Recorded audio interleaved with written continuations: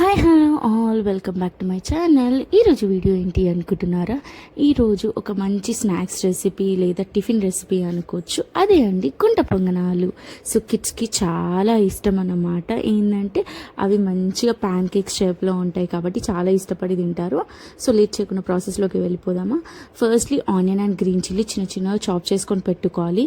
ఒక కడాయిలో ఆయిల్ వేసుకొని అందులో ఆవాలు, మినపప్పు, శనగపప్పు, ఉల్లిగడ్డలు, పచ్చిమిరపకాయలు వేసుకొని మంచిగా రోస్ట్ చేసుకోవాలి. ఆనియన్స్ కలర్ చేంజ్ అవ్వద్దు. సో ఆనియన్ కలర్ చేంజ్ అయిపోతే బ్యాటర్ అంతా బ్లాక్ అయిపోతుంది. సో అలా రోస్ట్ చేసుకున్న తర్వాత అంతా మిక్స్ చేసుకోవాలి. బ్యాటర్లో మిక్స్ చేసేసుకొని సాల్ట్ వేసుకొని ఒక 5 to 10 minutes పక్కన పెట్టండి.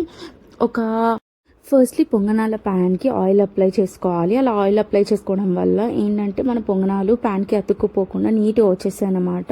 సో అలా ఆయిల్ అప్లై చేసుకున్న తర్వాత మనం బ్యాటర్ వేసేసుకొని మళ్ళీ ఆయిల్ వేసేసుకొని లిడ్ పెట్టేసుకోవాలి. లిడ్ ఒక 3 to 4 minutes పెట్టేసుకొని వేయించుకుంటే సరిపోతుంది.